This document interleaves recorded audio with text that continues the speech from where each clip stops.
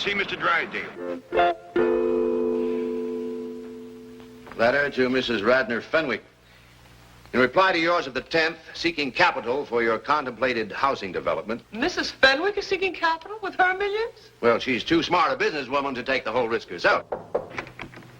Excuse me, someone to see you. I told you no interruptions. I told you no interruptions.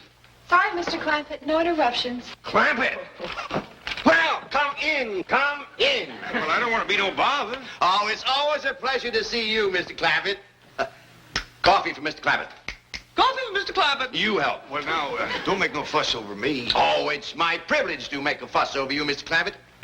I was going over your account just this morning. And do you realize that now you have almost $40 million in my bank? Well, I reckon that money of mine is getting to be a powerful nuisance to you. What? Well, I'm obliged to you for storing it here, but it seems to me like I ought to be paying you rent or something. Oh, no. I'm delighted to do it. That's mighty kind of you. Now, I've come to ask you another favor. More money to store? No. I'd like you to get me one of them airplane tickets to go back home. Oh, my pleasure. Home? Oh, you mean just for a little visit? No, it's more than that. Why, what's the matter? Did someone offend you? Was it my wife? Has she been shooting off her big Boston bazoo again? It wasn't that at all. Everybody's been surpassing good to us. Elly May is the reason I want to go back to the hills. Oh. Homesick, eh? Well, I tell you what. I'll have your cabin flown out here, log for log, and every tree and bush around it. And we'll put it in your backyard. Then we'll dig a creek, just like the one at home. And we'll stock the whole place with possum, raccoons, hound dogs, bobcats, and whatever Elly wants. She could just run wild. But that's what I moved out here to get Elly away from. I was hoping you folks would turn her into a lady. But I think she's getting worse. Coffee time! You're to blame for this. It was your responsibility to turn that wild girl into a lady, and you failed. What have you done now, you overdeveloped vixen? No, not her. I'm talking about Elly May Clampett. Oh, But wait, she- Mr. Drysdale. Miss Jean done the best she knowed how. Why, as a matter of fact, it was her that got Elly her first ball gown. That's true. By the way, I haven't seen that gown since. What happened to it? I kind of hate to tell you, but I reckon you got a right to know. First time I seen Elly in that gown, she looked like a dream of walking. But when she come back... Oh, you sure was right. Oh, Hogan, you don't have to wear boys' clothes to have fun with boys. Hey, May, you promised me you wouldn't wrestle. I ain't been wrestling. Then what have you been doing in your ball gown? Doing what I'm supposed to do, playing ball. Oh, I made 2 touchdowns and kicked 3 field goals. Granny gave that gown a good scrubbing with her lye soap and patched it, too. But it never looked quite the same after that. Mr. Clampett, we have failed you. And when I say we, I mean you. But she... Don't argue with me. What are you standing here for? There's work to be done. But I just... Don't argue with me. It's like I'm causing a lot of trouble for folks that ain't to blame. Now, if you just get me that airplane ticket... No, Mr. Clampett. We'll work on Elly May. We'll polish her. No, Elly May don't take a polish real easy. We'll have to face it, gentlemen. Elly May is a wildcat on wheels. Oh, you heard about this morning, did you? Heard what? Elly being on wheels. Wheels? Granny and me was having a cup of coffee. And all of a sudden, we heard this roaring noise. If that's Jethro riding his fire-spitting bicycle again, I'm going to take a hickory stick to him. Thank you, Granny. Want to go for a ride? Sweet-smelling polecats. That was Elly May.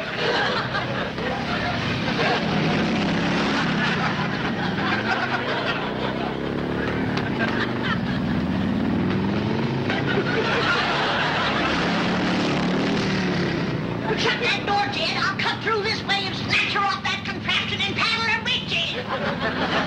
Granny, carry her away! Do I blow? Hold on, Granny, I'm coming. I never would have caught her if she hadn't rode that thing into the cement pond. Oh, poor Granny. When I pulled her out, she was madder than a wet hen. Wetter, too. Right then, her and me decided that what Elly needed was a full-time ma. You mean you're getting married? Oh, I got to, for Elly's sake, That's the reason I need that airplane ticket. I'm fixing to go home and court myself a hill woman. Well, how about a Beverly Hill woman? Oh, these fine city women wouldn't look twice at a grizzled up old mountain goat like me. Oh, what are you talking about? Mr. Clampett, you are one of the most eligible bachelors in this entire city. When word gets out that J.D. Clampett is seeking a bride, there will be women beating down your door. Might be a good test for him. It'd take a strong one to handle Elly. That's the reason I think I'd best do my courting back home, and the quicker the better. No. Let me take care of everything. I guarantee I will find the woman right here in Beverly Hills. And today... Well, that's mighty nice of you. My pleasure. Thank you. Chief, I am as eager as you to find Mr. Clampett a mate locally. But should you have guaranteed to find him one today? I'm not worried. Beside me, stalwart and true as always, I have the finest secretary in the world. Thank you, Chief. A loyal and dedicated girl, to whom responsibility is a sacred word. A girl who will never fail me when duty calls. Thank you, Chief. You'll make Jed Clampett a fine wife. You. But, Chief, I promised to Jethro. Oh? Who promised you? Me, I. Excuse me, Mr. Drysdale. Hey, what about her? She's too young for Mr. Clampett. I mean for Jethro. You're for Mr. Clampett. What is it, Janet? The guard downstairs just phoned to say that Mrs. Radnor Fenwick is on her way up to see you. Oh, yes. It must be about that new housing development. Hey, wait a minute. She's a widow. Chief, Mrs. Fenwick and Mr. Clampett have absolutely nothing in common. Are you kidding? They've got $100 million in common. And if I can get them together, I can have it all right here in my bag. I'm looking for the office of the president. Mr. Pyersdale or Skyrsdale or something. Welcome. Oh, you're Mr. Flysdale. At your service, madam. Very well, Beasley. Bring in the maps and the blueprints. Let me take your money. Mink. Hey,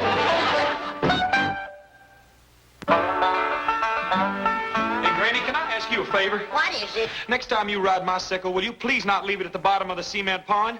I pretty near drowned trying to get that thing started down there. You didn't run it into the cement pond on purpose, you darn... What is that? Well, this here's some of that store-bought courting candy I fetched for Uncle Jed. Praise be. The quicker he gets home and courts a good stout woman to tame that daughter of his'n, the better. Well, I think he's fixing to do his courting out here. Beverly Hills? A city woman? I think so. He's upstairs right now putting on his courting clothes, and he sent Elly May out to pick him some posies.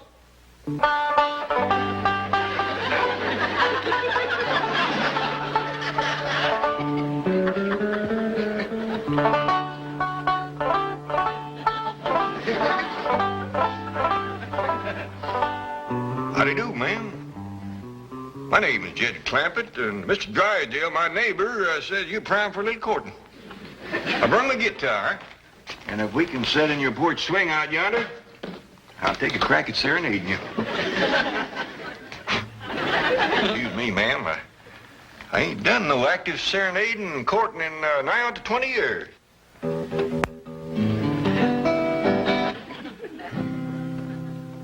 Oh, my darling, oh, my darling, oh, my Jed? darling. What's all this nonsense about you courting a city woman? Well, it was Mr. Drysdale's idea. Well, it ain't worth shucks. City women is spoiled rotten. Mr. Drysdale's going to cull through a bunch of them and trot out the best of the lot. All they think about is smearing themselves with beauty grease, fancy-smelling renderings. Why, if you was to hug one of them, she'd squirt out of your arms like a prune pit. Well, at my age, I don't figure to do a whole heap of hugging. What do you mean, your age? Why, you're a fine figure of a man. A heap too good for these Beverly Hills society women. Jed Clampett speaking. Oh, howdy, Mr. Drysdale. You got any prospects for me? Indeed I have. Ever hear of Mrs. Radnor Fenwick of Fenwick House? Fenwick, Fenwick? Oh, yeah, that's the widow Fenwick. Got the skinny daughter named Cynthia. That's the one. And she's very interested in you, Mr. Clampett. Very interested indeed. Well, you don't say. Granny, you remember the widow Fenwick? Yeah, and you ain't gonna get no dowry out of her. She's poor as a church mouse. Honeymoon Lane. That's a very appealing name for a subdivision. I'm out to attract the young married. Let others build for senior citizens. I want those long-term mortgages with interest payments that never stop. How much will the project cost? $100 million. Oh, I'm not risking one penny of my own. Well, my contribution is the idea, the experience, and the know-how. Oh, Drysdale. That's Drysdale, Mrs. Fenwick. D-R-Y, Drive. Yes, so am I. How about some tea? Good idea. Well, what news? Mr. Clampett is very interested indeed. Just how interested? I will need $10 million to get this project rolling. Well, I believe I could recommend that as a good sound investment. Splendid. Provided you and Mr. Clampett hit it off personally. Personally, this is business. Well, Mr. Clampett is that kind of man. And it is important that his family like you, too. I've no time to socialize with those eccentric hillbillies. I have here my general contractor's license. I'm ready to start bulldozing. Mrs. Fenwick, both you and I know that those first $10 million are very hard to come by. Oh. Very well, but remember one thing. I control this honeymoon lane venture. I'm not having anyone tell me what to do with their money. Jed, I still say that you ought to go back home to do your courting, where the woman could bring you a dowry. You can bet dollars to dumplings that widow Fenwick ain't gonna come through that door leading no big fat sow. Well, now, Granny, a dowry ain't everything. The widow's got experience. She raised a daughter of her own. You remember Skinny Cynthia? I do. Here's your courting candy, Uncle Jed. Oh, thank you, Jethro. Put it in the truck and put my guitar in there, too. Because Ellie fetches my flowers, I want you to drive me over to the widow Fenwick's. Is that who you're going to court? That's what I'm starting with. Well, Uncle Jed, now that you're here in Beverly Hills, why don't you court one of them Hollywood movie stars? Well, if things don't work out with the widow, I might just ask Mr. Drysdale, can he fix it so I can meet Lillian Gish? Maybe even Mary Pickford. Now you're talking dowry. I bet you that Mary Pickford is good for a herd of milk cows and a barn full of setting hens. Look out, Granny! Here comes Ellie with my flowers. There's your flowers, Paul. Jed, I don't care who you court, but get to courting. I'm going to need help with that young'un and need it fast.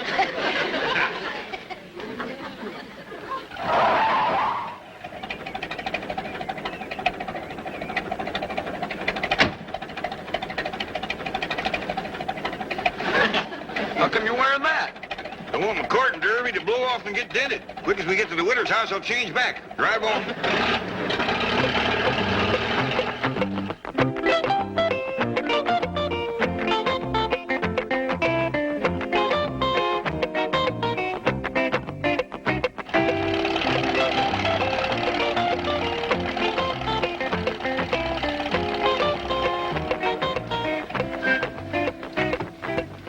Appears like they still living in this little house. Still got the name on it, big as life. Yeah, poor but proud. Hey, Uncle Jed, I got an idea. How about me going inside with you and courting Cynthia while you court the widow? I don't hardly think there's room in that little house to do double courting, Jethro. I'll tell you what. You come in and say howdy, and then take Cynthia for a walk, leaving the widow and me alone. I get you on. You want to do some sparking, huh? Widow Fenwick? Anybody home? Widow?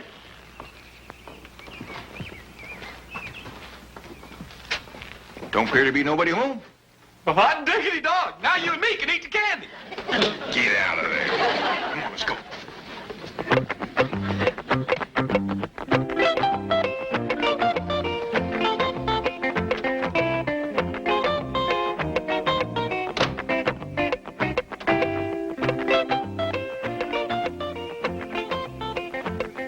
Do you wish the mink, madam? No, I think that is psychology not to appear too affluent in front of these hill types. However, I will take blue chip. Ah, hymns always make such a good impression. Wait in the car. I'll telephone if I need you. Very good, madam.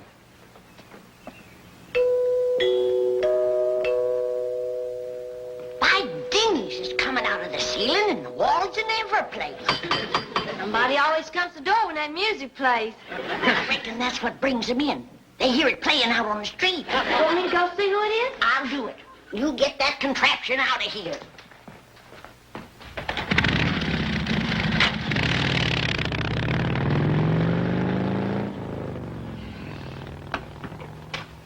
Well, Widow Fenwick, come in. How do you do? I see you managed to scrape up a dowry. Little lamb, ain't he? Oh, indeed he is. Well, he ain't much. But it shows your heart's in the right place. Come on out to the kitchen. We'll commence fattening him up.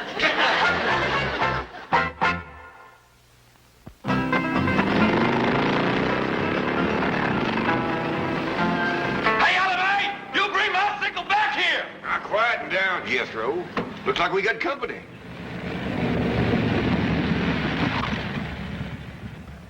This ain't your sickle no more than it's mine. 'Tis so. It ain't neither. His. Ty, you want to wrestle? You. Now, hold on, both of you. I don't want no more of that kind of talk.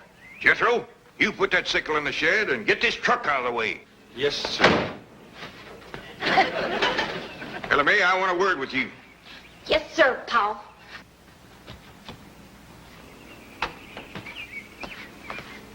Now, I'm fixing to court you them all. Not bad. Is that why the widow Fenwick done come over? Is she here? Sure is. Mr. Beasley yonder brung her over in his new car. Beasley, huh? I sure hope Mr. Beasley ain't got first call on the widow. Wouldn't want to be grazing in another man's pasture. Especially him being a soldier in uniform. Oh, splendid you've returned. Howdy, Witter. I reckon I was at your place when you was coming over here. Well, we're together at last, and now we can make up for lost time. Elly May, why don't you go out back and see if your granny needs some help? Sir, Paul. Well, Witter, seeing as we ain't at your house and we's over here, you mind stepping into my parlor? The sooner we get down to business, the better. Sure don't beat around the bush, man. Mr. Clampett, may I ask you a question? Yes, ma'am? Your banker tells me you're worth $40 million. Well, that's what I hear, give or take a few million. Why do you drive around in that truck and dress as you do and eat grits and hog jowls? Well, the way I look at it, Witter, if you got it, spend it.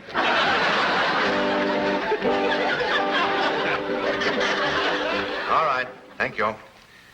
Well, Mrs. Fenwick crossed me up, went over to see Jed Clampett. I wanted to prepare him before she got there. Chief, you're a banker, not a matchmaker. Aren't you meddling where you don't belong? Any place where there's $100 million floating around, I belong. Oh, hello, Granny. Milburn Drysdale. Yes, may I speak to Mr. Clampett, please? No, you can't. He's in the parlor fixing to spark the widow. Bye. Well, I've heard of skin the cat, spin the bottle, but what is spark the widow? Spark the widow! You see, it's already working. Now, who says I'm not a matchmaker, eh? Come on, let's get over there and help. I smell money.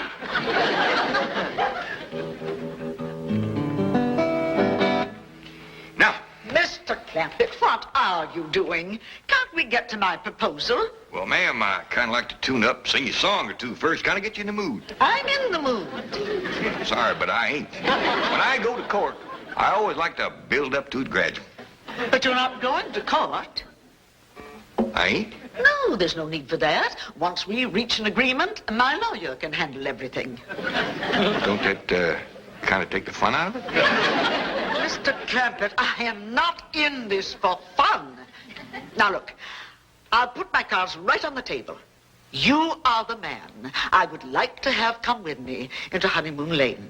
Well, thank you, ma'am. That's mighty flattering to an old goat like me. Nonsense, you have what I'm looking for. So now, what is it? Yes or no?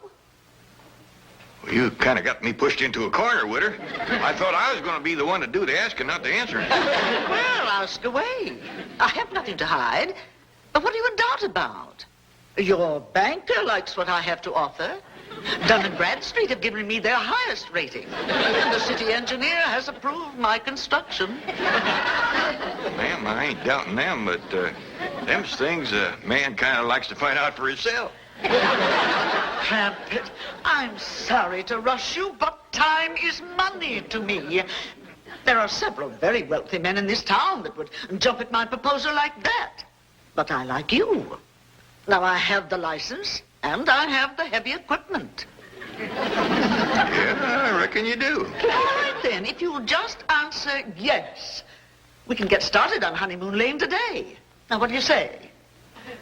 Witter, ain't you being a mite pushy? You're darn tootin' she is. And if she's this pushy, flat busted broke, thinks what she'll be when she gets her hands on your money.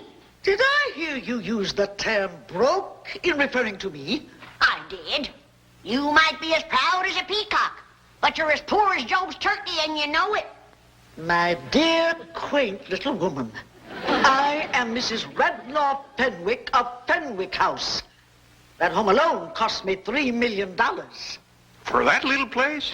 Witter, you got slicker. Look out, I can't stop! Elly May, you have done ruined that door. I told you to leave that thing out in the shed. No, you didn't, Pa. You just told Jethro to put it there. Witter, I know you ain't one to beat around the bush, and I'm going to speak plain myself. That young'un of mine's going to take a heap of taming. Are you willing? Are you kidding? That'll be your job if and when you're her ma. Then I'm what? Hop on, Ma, and I'll take you for a ride. Now, hold on. The widow ain't your ma unless we get proper married. Married? You and me? Well, I don't hardly think we can get to Honeymoon Lane without it. Mr. Clampett, I once said I would do anything for enough money. I now retract that statement. I wonder what you meant by that.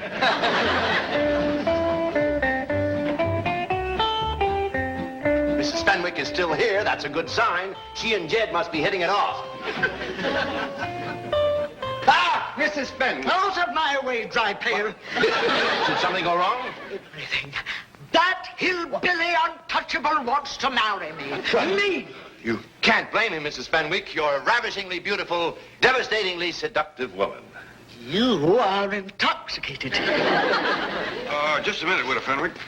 Oh, my darling, I almost left you come to my arms. I'm sorry, Widow. I just don't think we'd hit it off. Here's your dowry back. Widow Fenwick, sometimes the happiness we're looking for is right in our own backyard. Now you take Mr. Beasley there. Oh, thank you, I shall. Quickly, Beasley, take me home. Oh, it's just all so confusing. Kind of a skimpy dowry, but don't set too much store by that. How long you been in the service? 15 years, sir. That long, huh?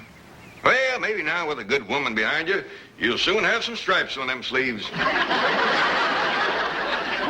of happiness to the both of you.